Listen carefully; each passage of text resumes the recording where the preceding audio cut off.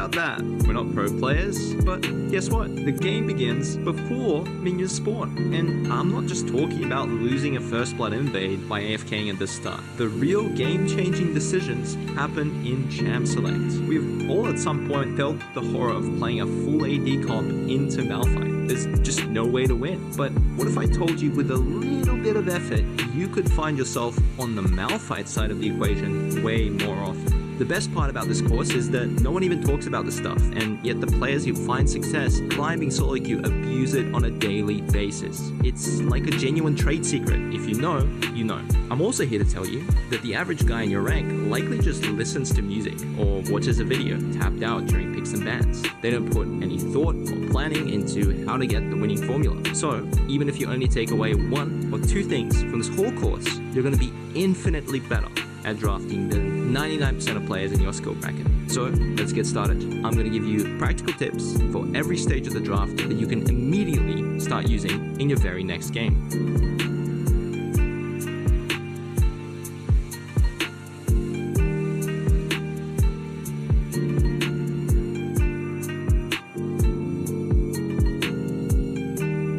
Firstly, let me introduce a hidden technique for getting a better matchup. If you swap pick order before the ban phase is finished, your ban champion in the top left will match the order you pick in. However, if you wait until after the bans are done, your ban does not visually carry over for the enemy team. Meaning, if you're playing Corki mid but you ban Victor, by swapping with your AD carry, who banned Draven, the enemy team will actually see that the player who locked in Corki banned Draven. You can do this with any flex champion. They can go into multiple roles by swapping with a teammate who's banned a champion from that specific role. Now the enemy bot lane will counterpick thinking that Corki is going bot, and you'll get an easy mid lane matchup as well as giving your own bot lane the chance to counter. You can also sell this narrative by cycling through a few ADC champs before you lock in the Corki mid, giving the false impression that you were contemplating about what to pick and all those champs were part of your pool. Here's another good piece of advice. Always cover the champion you will ban instead of immediately locking it in. Let's say your permaban is Draven, you're a support main, but you're just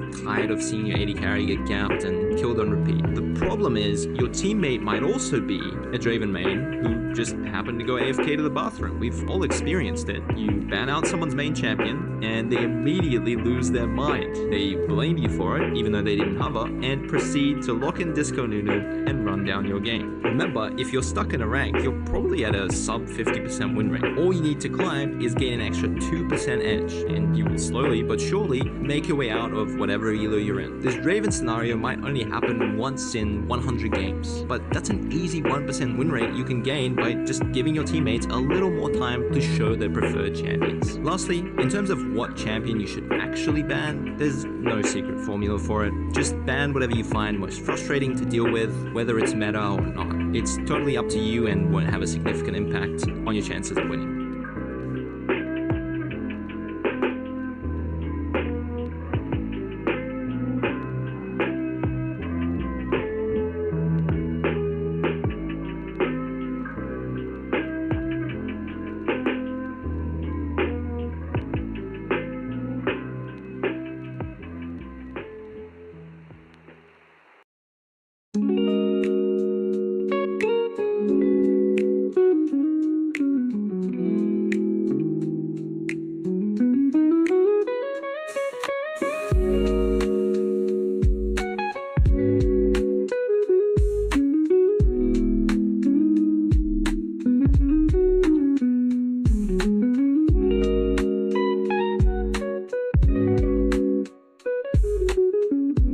First thing to know about swaps is never, ever give your role away. Here's what it generally looks like when you do. Your autofilled Yasuo top asks for mid because he's smurfing. You're a compassionate and caring person, so you agree and lock in Malphite for the team. It's 5 minutes in, and your smurf Yasuo has died twice. Instead of planning how you're gonna win the game, what's really going through your head is, why did I give my role to this noob? I could have carried this game, but I'm autofilled. I have no impact, and it's not my fault.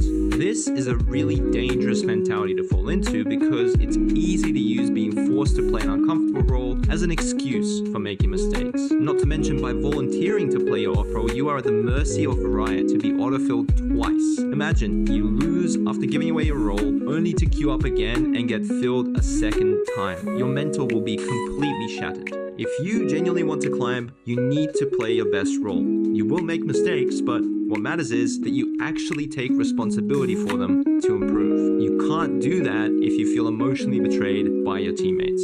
There's just one universal rule that applies to every rank. No one wants to be counted. This is the main reason why somebody would refuse to swap you. The problem is, if your swap gets declined by another player, the client blocks you from creating another swap request again. This is a massive issue. Let's say you're a Fizz main and your champ has way too many counters to be blind picked. You initiate a swap with your AD carry during the ban phase. However, your teammate hasn't seen his lane opponent yet, so he just declines. The bans are over and the enemy first picks Jinx. You try to swap the ADC now, but you just can't. You're forced to blind Fizz and get countered by Vex in a horrific matchup and end up losing the game. In the back of your mind, you know that if you just waited to see their picks before initiating your swap, there's a very high chance that your AD would have actually agreed to it after seeing his lane. Mismanaging your swaps can instantly lose you games. So the moral of the story, always initiate a swap with whichever role the enemy team has already locked in. If you are first pick, then it's best to try and swap with somebody hovering a champ on your team, since they're likely a one-trick capable of handling a bad matchup. Let's take a look at an example of this in a real